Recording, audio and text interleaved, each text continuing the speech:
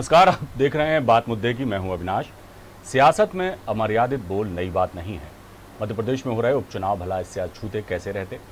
पूर्व मुख्यमंत्री कमलनाथ का सरकार की मंत्री इमरती देवी को आइटम कहना तूल पकड़ गया है। भले ही कमलनाथ इस पर अपनी सफाई दें, लेकिन बीजेपी ने इसे मुद्दा बना लिया है। मुख्यमंत्री शिवराज सिंह चौहान, ज्योतिरादित्य सिंधिया और बीजेपी के प्रदेश अध्यक्ष वी.डी. शर्मा समेत तमाम पार्टी नेताओं ने कांग्रेस के खिलाफ मोर्चा खोल दिया। सवाल यही है, क्या यही है सियासत? सवाल कई है और यही है हमारा आज का विशेष सियासी आइटम। इस पर हम चर्चा करेंगे अपने खास मेहमानों के साथ, लेकिन उसके पहले देखिए एक खास रिपोर्ट।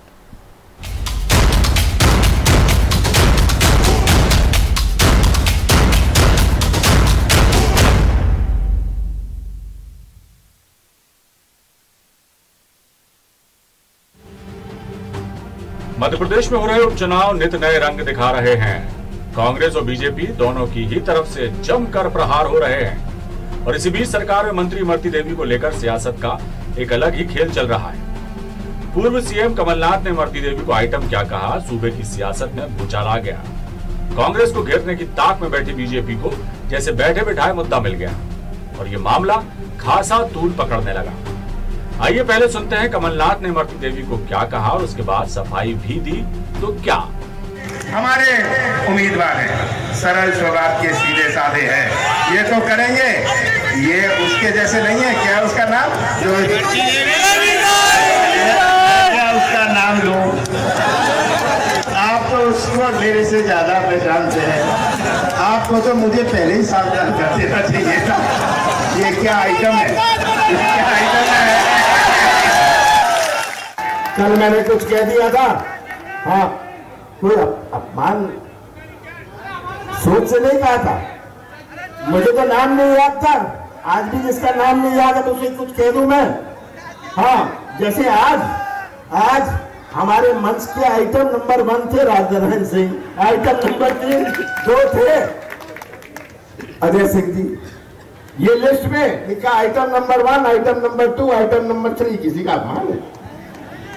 तो ये आज शिवराज सिंह तो बहाना ढूंढ रहे, बैठ गए अनशन में कि मैंने किसी का अपमान कर दिया। कमलनाथ किसी का अपमान नहीं करता। मैं तो सच्चाई के साथ आपकी पोल खोलता हूं, आपको बोलने का कुछ नहीं है। इधर बीजेपी ने इसे मान सम्मान का सवाल बना लिया और सीएम शिवराज समेत पार्टी के आला नेता धरने पर बैठ गए। इस मुद्दे पर किस तरह शिवराज सिंह चौहान, ज्योतिरादित्य सिंधिया और खुद इमरती देवी ने क्या कुछ कहा, आइए सुनते हैं। मध्य प्रदेश के पूर्व मुख्यमंत्री श्री कमलनाथ जी ने कल जो अमर्यादित टिप्पणी मध्य प्रदेश की महिला बाल विकास मंत्री बहन श्रीमती इमरती देवी के खिलाफ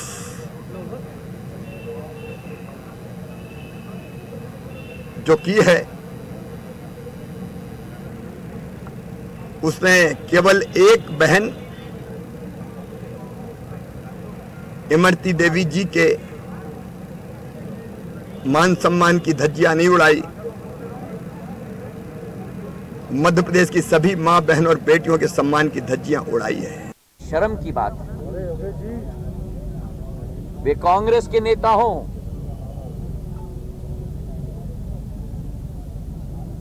मैं भारतीय जनता पार्टी का कार्यकर्ता हूं, लेकिन वे मध्य प्रदेश के नेता हैं। और अगर हमारे प्रदेश में कोई भी राजनेता, और यही फर्क है मैं कहता हूं जनसेवकों के बीच में और नेताओं के बीच में, उन दोनों ने अपनी स्तर बता दी, उनकी मानसिकता उन्होंने प्रदर्शित कर दी, उन्होंने अपनी नीयत मध्य प्रदेश की 7.5 करोड़ जनता के समक्ष रख दी कि उन दोनों की सोच, और इनके साथ मैं एक दूसरे कांग्रेस के नेता को भी जोड़ना चाहता हूं, आदरणीय दिग्विजय सिंह जी। वो मंच पे आके कुछ भी बातें हमारे खिलाफ बोल रहे थे। अरे अगर हम इतने बुरे थे तो उनकी पार्टी में मैं 20 साल रही कांग्रेस पार्टी में, मैंने 20 साल सेवा करी कांग्रेस पार्टी की। और जब मैं विधायक बनी कांग्रेस पार्टी से, सम्मानित ज्योतिरादित्य सिंधिया ने टिकट दिया, 2 बार विधायक बनी, लेकिन मैं विधायक इस इस तरीके से रही विपक्ष में जैसे गली के सरपंच खड़े। इस बीच दिग्विजय सिंह भी कहां चुप रहने वाले थे। उनका मौन किस परिप्रेक्ष्य में था मैं नहीं जानता, लेकिन एक शब्द भाजपा के किसी नेता का नहीं निकला। किसी क्रिकेटर की उंगली फ्रैक्चर हो जाती है तो नरेंद्र मोदी जी ट्वीट करते हैं, लेकिन उस दलित वाल्मीकि युवती के साथ बलात्कार हुआ, एफआईआर दर्ज नहीं हुई, झूठा उसका साबित करने के लिए फोरेंसिक रिपोर्ट एक हफ्ते बाद जो सौंप लिया गया उसके ऊपर से दे दी, तब भाजपा क्यों मौन थी? कुल जमा देखा जाए तो सियासत में दूसरों को नीचा दिखाकर खुद को श्रेष्ठ बताने का चलन आम है, लेकिन मध्य प्रदेश में हो रहे उपचुनाव कई मायनों में खास है। साख केवल कांग्रेस और बीजेपी की ही दांव पर नहीं लगी है, बल्कि उनके लिए भी ये साख का सवाल है जिन्होंने कांग्रेस के टिकट पर चुनाव जीता, मंत्री बने और बीजेपी के पाले में आकर फिर चुनाव मैदान में हैं। ऐसे में लाजमी है कि कई तरह के इल्जाम और तोहमतें सियासी समर में उन पर लगेंगी और लग रही हैं। जोर इसी बात का है कि हर हाल में चुनावी वैतरणी को वो पार कर जाएं। News world desk.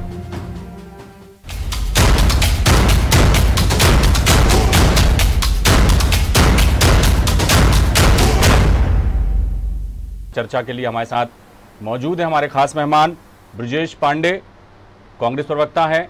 ब्रजेश जी आपका बहुत स्वागत। आशीष दुबे हैं, वरिष्ठ पत्रकार हैं। आशीष जी आपका बहुत स्वागत। और चेतन सिंह बीजेपी नेता हैं। चेतन सिंह जी आपका बहुत स्वागत। सबसे पहले सवाल ब्रजेश पांडे जी आपसे ही, एक महिला नेत्री जो 20 साल तक उन्होंने कांग्रेस में रहीं और कांग्रेस की खिदमत की, उसके बाद किन्हीं कारणों से यदि वो पाला बदल कर दूसरी पार्टी में चली जाती हैं तो इसका मतलब ये नहीं हो जाता कि बोल भी जो हैं बिगड़े हो जाएं। कमलनाथ जी ने जो कहा इमरती देवी जी के लिए और जो बातें कहीं आज जग जाहिर हैं वो सब तमाम चीज़ें। चुनाव जीतना एक अलग बात है, चुनाव में आरोप प्रत्यारोप लगना ये भी जो है सामान्य बात है, लेकिन इस तरह के बोल बोलना कहाँ तक लाजमी है? ब्रजेश जी बताइए। देखिए अविनाश जी, दरअसल मध्य प्रदेश के अंदर भारतीय जनता पार्टी को इस बार महसूस हो चुका है कि अब चुनाव को सिर्फ 15 दिन बचे हैं और भारतीय जनता पार्टी की उल्टी गिनती शुरू हो चुकी है। भारतीय जनता पार्टी समझ चुकी है इस बार आपको अनावश्यक खातून देना भारतीय जनता पार्टी ने शुरू कर दिया। और यह तो आज जिस तरह से शिवराज सिंह और उनके साथियों ने, बीडी शर्मा लोगों ने बैठ करके गांधी जी की प्रतिमा के सामने, अरे गांधी जी की कब से समर्थक आप लोग हो गए? आप तो गोडसे के समर्थक रहे हो। आपकी नेता प्रज्ञा ठाकुर गोडसे की बात करती रही। ब्रजेश जी सवाल कुछ और था।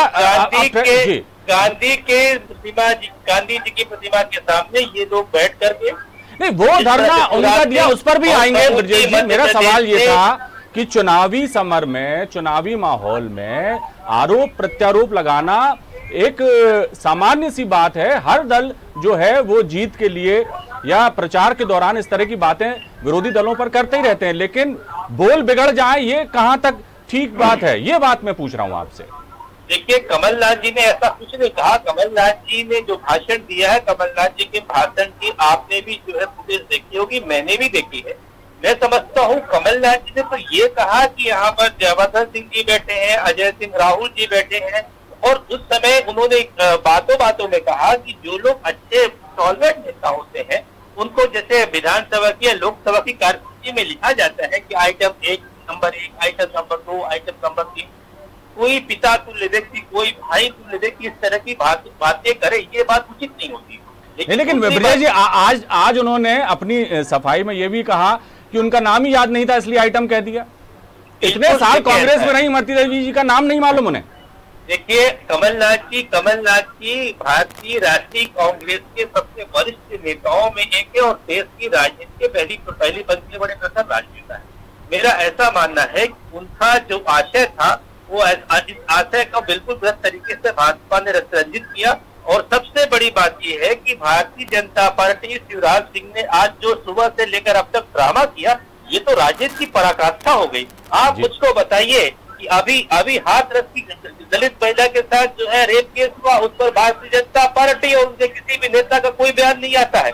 और इस तरह की ड्रामाबाजी आज की गई। आप बताइए, मध्य प्रदेश की युवराज सिंह के समय देश के अंदर मध्य प्रदेश ने एक रिकॉर्ड बनाया था, और रिकॉर्ड अविनाश की आप बड़ी बात जानते हैं, आप प्रदेश के पहले प्रखर पत्रकार, लेखक, संपादक है, आप अच्छे से जानते हैं। और वो रिकॉर्ड किस चीज का था? महिलाओं के ऊपर, बच्चियों के ऊपर रेप की घटनाओं के मामले में। जिस व्यक्ति ने 15 महीने के अपने शासन में आदरणीय श्री कमलनाथ जी ने इन सारी व्यवस्थाओं को में लाया और एक पटरी पे ला करके मध्य प्रदेश का शौर्य सबसे ऊपर किया, उस नेता पर आप इस तरह का आक्षेप लगा रही भारतीय जनता पार्टी। भारतीय जनता पार्टी व्यापक ई टेंडरिंग घोटाला भूल जाती है। भारतीय जनता पार्टी क्या सैला मसूद हत्याकांड भूल जाती है? सैला मसूद हत्याकांड में आपके भारतीय जनता पार्टी के नेता, भोपाल विकास प्राधिकरण के अध्यक्ष ध्रुव सिंह खुद इंदौर थे। आपने खुद देखा। विजय जी, ये पुरानी बातें हैं। मुद्दा हमारा हर अतीत से मुद्दा हमारा जो है वो चर्चा का विषय जो है विजय जी, चर्चा का विषय हमारा जो है वो जो उपचुनाव के दौरान आरोप प्रत्यारोप लग रहे हैं और जिस तरह की भाषा का इस्तेमाल हो रहा है उसको लेकर जो पूरा सियासी परिदृश्य बदलता हुआ दिखाई दे रहा है मध्य प्रदेश में, उस पर हम चर्चा कर रहे हैं। आपके पास वापस लौटूंगा, आप फिर अपनी बात कहिएगा। प्रतिक्रिया ले लेता हूं चेतन सिंह जी से। चेतन सिंह जी, क्या कहेंगे?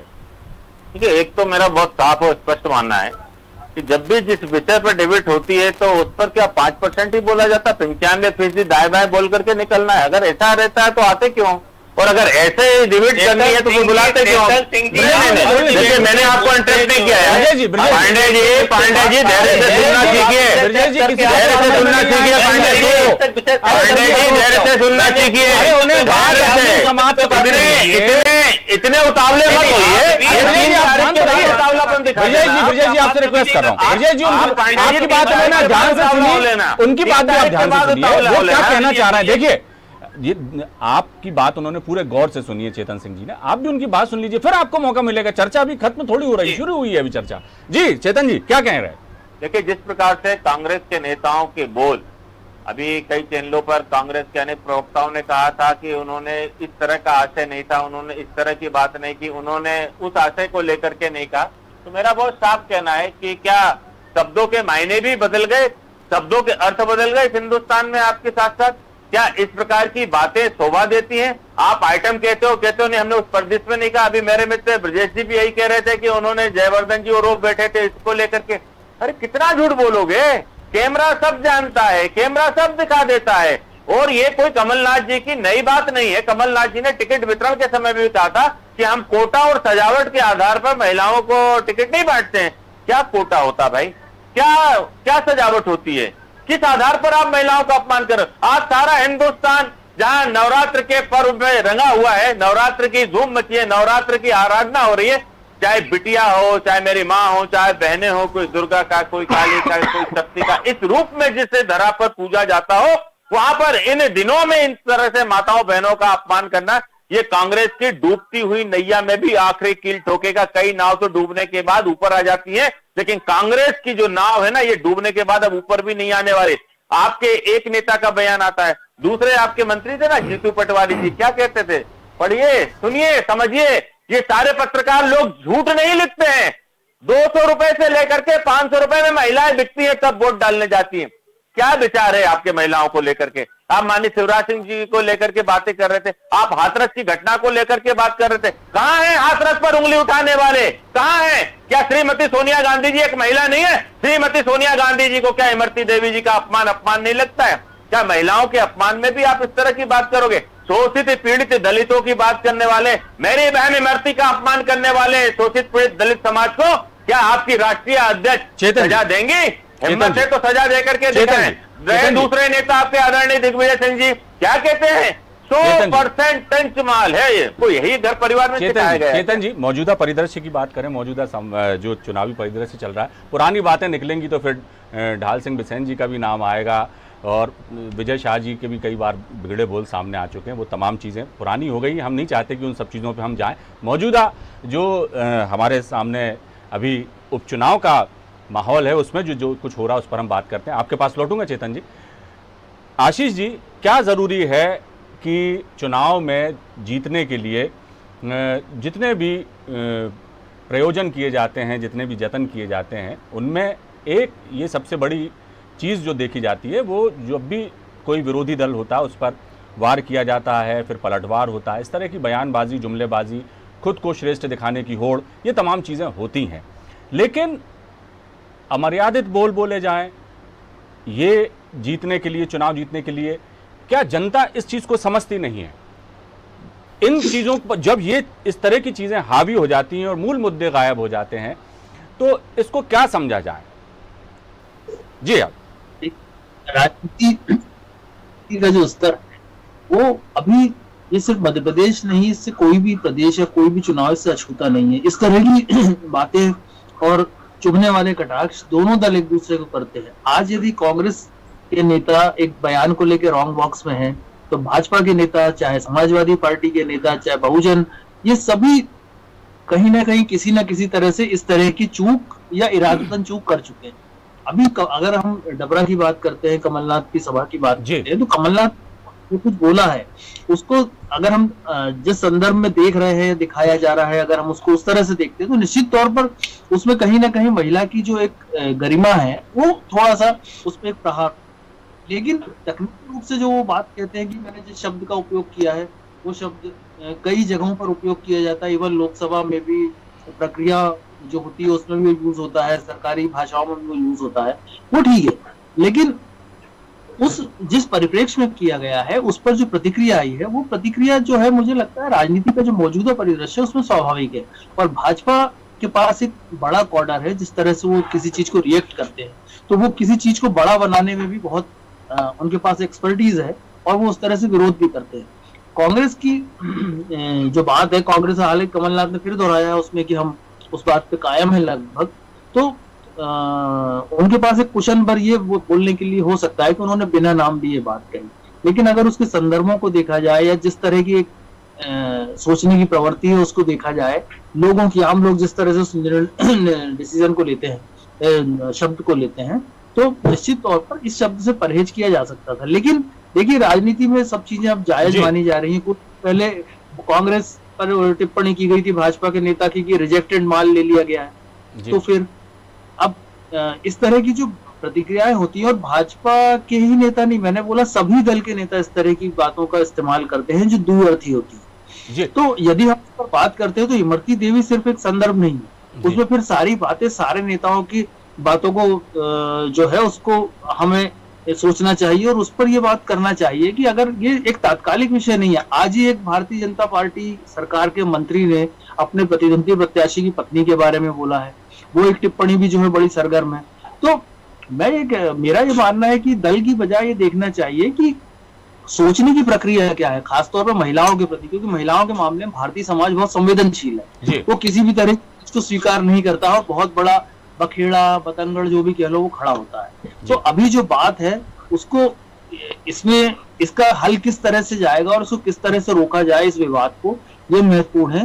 क्योंकि इस चुनाव को इस मुद्दों पर या इस तरह की पिच पे नहीं लाया जाना चाहिए, क्योंकि 28 विधानसभा क्षेत्रों का चुनाव है, तकरीबन इसमें 1 करोड़ सवा पौन करोड़ जनता इससे प्रभावित होगी इस चुनाव से। तो वहां पर मुद्दों की बात की जाए तो दोनों दलों की जिम्मेदारी ये होना चाहिए कि चुनाव को उसकी मूल पिच पे लौटाया जाए। जी आशीष जी, आपके पास लौटूंगा। ब्रजेश जी, एक बात तो ये तय है कि इस चुनाव में सिर्फ कांग्रेस और बीजेपी की ही साख दांव पे नहीं लगी है, साख दांव पर लगी है उनकी भी जो पाला बदलकर बीजेपी में आए, और साख इस मायने में ही दांव पर लगी है कि जो सीटें कांग्रेस ने जीती थी, अब उन्हीं सीटों पर एक नए प्रत्याशी के साथ उन्हें चुनौती का सामना करना पड़ रहा है। तो इस पूरे ही घटनाक्रम में या जो भी अभी जिस तरह की सिचुएशन बनी है इस उपचुनाव में, उसमें लाजमी है कि हर हाल में जीता जाए, और जीतने के लिए चाहे जो भी उपक्रम करना पड़े, चाहे अमर्यादित बोल भी बोलना पड़े तो बोले जाए, ताकि हम किसी भी तरह से अपने अपोनेंट को, अपने प्रतिद्वंदी को जो है जुमलों से हरा सकें। ये बातें जनता तक पहुंचाने की ज्यादा कोशिश की जा रही है। ब्रजेश जी क्या कहेंगे? बिल्कुल अविनाश, आप बताइए क्या इस देश के अंदर 2 कानून एक साथ लागू होते हैं? भारतीय जनता पार्टी के नेता और वर्तमान खाद्य प्रसंस्करण मंत्री मध्य प्रदेश के बिसाहू लाल सिंह ने अनूपपुर में अपने कांग्रेस प्रत्याशी की पत्नी का नाम लेकर के सीधे कहा, जो कांग्रेस प्रत्याशी है वो अपनी पत्नी का नाम चुनाव उसमें फार्म नहीं भरा है, अपनी रखेल का फॉर्म भरा। ये क्या शब्द है? भारतीय जनता पार्टी के नेता गौरी शंकर सेजवार से लेकर के विजय शाह से लेकर के हमारे पास इतने सारे नाम हैं जिन लोगों ने हमेशा शब्दों की मर्यादाओं को तार तार किया है। लेकिन यही बात मैं पूछना चाह रहा हूं ब्रजेश जी कि क्या यही कारण है कि हर हाल में जीतना है तो ये पैतरे आजमाए जाएं? जी नहीं, कांग्रेस पार्टी ने हमेशा उच्च मानदंडों का पालन किया है। और मैं एक बात बताऊं, क्योंकि शिवराज सिंह के शासन काल में महिला और बच्चियों के ऊपर अपराध के मामले में मध्य प्रदेश नंबर 1 में था। महिला अपराध के मामले में, किसान आत्महत्या के मामले में कभी भारतीय जनता पार्टी धरना नहीं देती। मुद्दे पे आइए। उस तरह से पता चल गया कि भारतीय जनता पार्टी की जमीन पूरी तरह से खिसक चुकी है। भारतीय जनता पार्टी को इस प्रदेश के अंदर जो है वो बिकाऊ, इस प्रदेश की जनता ने तय कर लिया है कि हमको बिकाऊ नहीं टिकाऊ चाहिए और हमको इस बार मध्य प्रदेश के अंदर गद्दारों की नहीं कमलनाथ जी की सरकार चाहिए। और एक बात आप मान करके चलिए कि जनता जनार्दन का फैसला ही लोकतंत्र के अंदर जो होता है वो सर आप जनता के बीच क्या लेके क्या जा रहे हैं साहब? परवश क्या रहे हैं जनता के बीच प्रचार के दौरान आप लोग सभी? इस तरह की बातें, मुद्दे कहाँ हैं? सारे मुद्दे हैं। कांग्रेस पार्टी ने उस पर कोई चर्चा ही नहीं होती ना, वही तो है सवाल। यही है बयान आया, इनके गृह मंत्री कह रहे कांग्रेस पार्टी खबर पत्र लेकर के आ रही है। अरे तुमको शर्म करना चाहिए, आपको सोचना चाहिए। हर पार्टी का अपना मैनिफेस्टो होता है, हर पार्टी का अपनी पार्टी चुनाव आयोग के निश्चित मापदंडों का पालन करके लोकतंत्र की सुविधा स्थापित करती है। लेकिन भारतीय जनता पार्टी जिस तरह से मध्य प्रदेश के अंदर लोकतंत्र का कत्ल करके अपनी सरकार बनाई है, आज भारतीय जनता पार्टी अपने गिरबान में झांक करके देखे जनता की निगाहों से। जी मध्य प्रदेश समय कम है, मुद्दे पे भी बात करते हैं आप, बहुत अच्छी बात होती जी जो है जी बात को नोट कर दी। चलिए चेतन सिंह जी, आपने भी सुना, आशीष जी को भी सुना, ब्रजेश जी को भी सुना। सवाल यही है कि जीतने के लिए क्या कुछ भी जतन किए जाएंगे, कुछ भी बोला जाएगा? एक रेफरेंस उन्होंने भी दिया है बिसाहूलाल सिंह जी का, क्या कहेंगे? देखिए, इस प्रकार के अमर्यादित शब्द किसी भी शब्दावली में उसको जायज नहीं ठहराया जा सकता, वो कोई भी हो जी। हिंदुस्तान की राजनीति में कई लोगों ने कई प्रकार के आरोप लगाए, लेकिन हर आदमी का अपना पद और कैडर होता है जी। कमोबेश जिन नेताओं की आज हम बात कर रहे हैं, जिन नेताओं से तुलना कर रहे हैं, उनमें बहुत अंतर है जी। अंतर नहीं होता तो आप चीफ मिनिस्टर क्यों होते, वो मिनिस्टर नहीं बन पाए, ऐसा क्यों होता? और फिर मेरे मित्र कह रहे हैं कि विकास की बात हो, विकास के एजेंडे पे बात हो, और अभी वर्तमान के उपचुनाव में जिस मुख्यमंत्री का नाम 15% से चालू होता है, नहीं है यार, आप सुन लीजिए, क्या बीमारी है? आपका कैबिनेट खामोशी से सुनाओ ना, रह चुका हो, वो आदमी इस तरह का बयान दे रहा है। अरे सर, आप और हम सब इंटरनेट के माध्यम से जुड़े हुए हैं, यदि सब बोलेंगे तो किसी को कुछ समझ में नहीं आएगा। इसलिए मेरा एक आप सभी से निवेदन है कि आपने अपनी बात कह ली, चेतन सिंह जी को अपनी बात कह लेने दीजिए प्लीज। चेतन जी, जिस मुख्यमंत्री का नाम चलते ही 15% आ जाता हो, जिस मुख्यमंत्री के कारण इस मध्य प्रदेश का खजाना लूट रहा था, मध्य प्रदेश कंगाली की राह पर आकर के खड़ा हो गया था, क्या ऐसे लोकतंत्र के प्रहरी जिन लोगों ने इस मध्य प्रदेश को बचाने के लिए भरे हुए शासन की थाली को लात मार करके इस मध्य प्रदेश को बचाना उचित समझा, और जिन लोगों ने इस लोकतंत्र के प्रहरी के रूप में काम किया? अभी आप कह रहे हैं ना गद्दार और खुददार, ये तो 3 तारीख को जनता तय करेगी गद्दार कौन है खुददार कौन है। वैसे गद्दारों की विरासत कांग्रेस के विरासत में मिला है। और एक बात देखिए, मैं आपको बीच में बार बार नहीं टोकता हूँ, कोई बीमारी है आपको तो आप बता दीजिएगा, मैं नहीं बोलता हूँ, फिर आप बीमारी के शिकार तो आप लोग हैं। नहीं, आपको मेंटली परेशान हो, मेंटली बीमार हो आप, समझ आपको बार बार परेशानी हो जाती है। वही मैं कह रहा हूँ ना, आपको बार बार परेशानी होती है। यही लोकतंत्र है, यही लोकतंत्र की शिक्षा है आपकी। अरे चुल्लू मुल्लू को बताओ जाके, चुल्लू मुल्लू को जाके क्यों नहीं बताते हो आप? क्यों ऐसे काम करते हैं? क्यों हमको महिलाओं का सम्मान नहीं? एक दूसरे पर आरोप चुनावी सभाओं में लगाए जा सकते हैं, वो मंच इसके लिए बहुत बेहतर है। ये हम चाह रहे हैं कि चर्चा करने का हमारा मकसद सिर्फ एक है कि कोई निष्कर्ष निकले, इस पर कोई सकारात्मक बात निकले। चेतन जी, आप जल्दी से अपनी बात समाप्त कर देखो क्या है, मैं ब्रजेश जी ने जो भी आरोप प्रत्यारोप करने, मैं इनके समय में नहीं टोकता हूं। भाई आपको समय दिया है, आप बोल लीजिए, आप बोल लीजिए। मेरा कहना है कि लोकतंत्र में जो अभी हम वर्तमान चुनाव में देख रहे हैं, आखिर जो परिवार में हमको सिखाया जाता है, बाप जो बेटे को देता वही तो बेटा परोसता है समाज को। तो इनको जो संस्कार मिले हैं, इनको जो सिखाया गया है, जिनको जो बताया गया है कि महिलाएं आइटम होती है, महिलाएं टंच माल होती हैं, महिलाएं गोलमाल होती हैं, तो ये लोगों को बता रहे हैं। चेतन जी, अभी आप कह रहे थे, अभी आप कह रहे थे, आप ही ने कहा है, आप ही के बोल हैं। अभी थोड़ी देर पहले आपने कहा था कि इस तरह के अमर्यादित बोल कोई भी दल हो ये शोभा नहीं देते, ये बात है। अब किसने क्या कहा, किसने पहले के पुरानी बातें निकालें तो चर्चा बहुत लंबी हो जाएगी। लेकिन सबसे बड़ा सवाल चेतन जी ये है कि भले ही उपचुनाव दिखाया गया है, जो इनको संस्कार दिए गए, मैं उसकी बात कर रहा हूं। अगर संस्कार की बात नहीं करें, कांग्रेस के इतिहास की बात नहीं करें, इनके विचार की बात नहीं करें, अरे जिनका विचार इटालियन पोप से चल करके आता हो, वो महिलाओं के बारे में इसी प्रकार के सोच रखते हैं। जिनका विचार पोप से चल करके मेरी भारत मां को अपमानित करने का कृत्य करेगा, इसका हम विरोध नहीं करें। आज क्या समझते, राजनीति में सब चलने दें, जो हिंदुस्तान में पहले चलता था वो अब नहीं चलेगा। कान खोल करके सुन ले सारे राजनीतिक दल। अगर माताओं बहनों का अपमान करने की कोशिश की तो वो किसी भी कीमत पर, चाहे वो राजनीतिक हो, सामाजिक हो, सांस्कृतिक हो, वो किसी भी आधार पर बर्दाश्त नहीं की जाएगी। इस हिंदुस्तान में रहना है तो भारत की संस्कृति का और भारत की सभ्यता और विचारों का सम्मान करना। चेतन जी, यही सब बातें चेतन जी आप अपनी पार्टी के नेताओं को भी कहेंगे जी। प्रेमिका के बारे में और अपनी पत्नी का, चलिए समय समाप्त हो गया। चर्चा का अंतिम प्रतिक्रिया मैं आशीष जी से लेना चाहूंगा। आशीष जी, जब भी इस तरह के कोई मुद्दे होते हैं, जब भी इस तरह के कोई बातें सामने आती हैं तो इस तरह की चीजें भी होती हैं कि आरोप प्रत्यारोप फिर से लगने लगते हैं, फिर वही पुरानी चीजें उखाड़ी जाने लगती हैं कि उन्होंने ऐसा कहा था इसलिए नहीं। मौजूदा जो समय है उसमें सबसे बड़ी बात यह है कि ये उपचुनाव में कोई भी ऐसी बात दोनों ही दलों की तरफ से नहीं सुनाई दे रही, ना दिखाई पड़ रही है कि जनता के बीच जाके कि हम जनता के लिए ये करेंगे, हमने ये सोचा है, यदि हम सत्ता में वापसी करते हैं तो हम क्या करेंगे, या और हम सत्ता में हैं तो आगे हमारी प्लानिंग क्या है। इस तरह की कोई बातें भी नहीं कही जा रही। कोई एक मुद्दा रोज उभरता है और उसी पर दिन भर भाषण, सभाएं और तमाम चीज़ें होती चली जाती हैं। ये उपचुनाव 28 सीटों पर है और कमोवेश जहां तक मेरे ध्यान में है कि इतनी ज़्यादा संख्या में जो है उपचुनाव इतनी सीटों पर शायद ही कभी हुआ हो इतिहास में, आम चुनाव से कम नहीं है। तो आशीष जी क्या कहेंगे कि मुद्दों से तर फिर वही बातें कहाँ जाएगी राजनीति?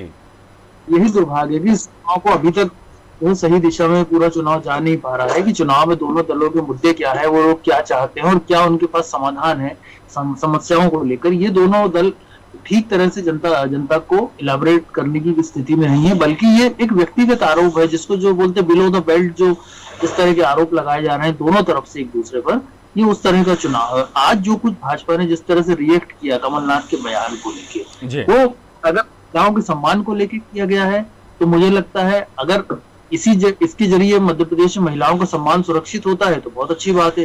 तो भाजपा को कोशिश करनी होगी कि उसकी आज की जो मुहिम है वो एक राजनीतिक फायदे की वाली इमेज से अलग आए, राजनीतिक फायदे वाला ठप्पा उस पर ना लगे। दूसरी बात जो अभी कही गई कि सभी राजनीतिक दलों को चेतावनी दी जाती है, चेतन सिंह ने कहा कि वो इस तरह की कोई, उन्होंने कहा कि वो इस तरह का भाषा का उपयोग ना करें, तो ये बिल्कुल अच्छी बात है और मुझे लगता है कि उनकी पार्टी तक भी उनकी ये बात पहुंचेगी कि उनके नेता इस तरह की बात नहीं करेंगे।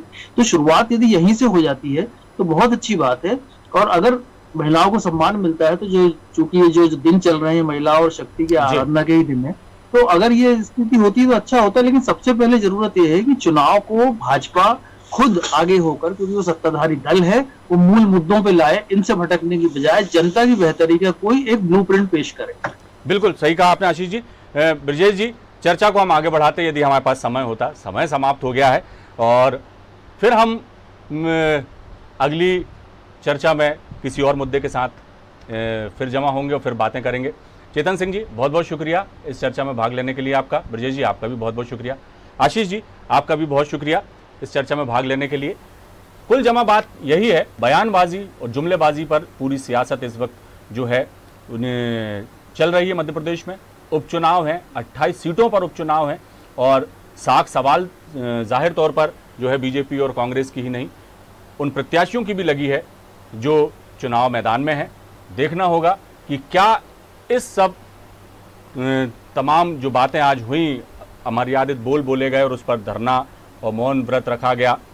इसके बाद भी क्या ये सिलसिला जारी रहता है या यहीं थम जाता है? क्या आने वाले दिनों में मुद्दों पर कोई बात हो पाती है या वादे जो जनता के साथ किए जाने उन पर कोई बात होती है दोनों ही दलों से? ये देखना दिलचस्प होगा। फिलहाल दीजिए इजाजत, बने रहिए आप हमारे साथ। नमस्कार।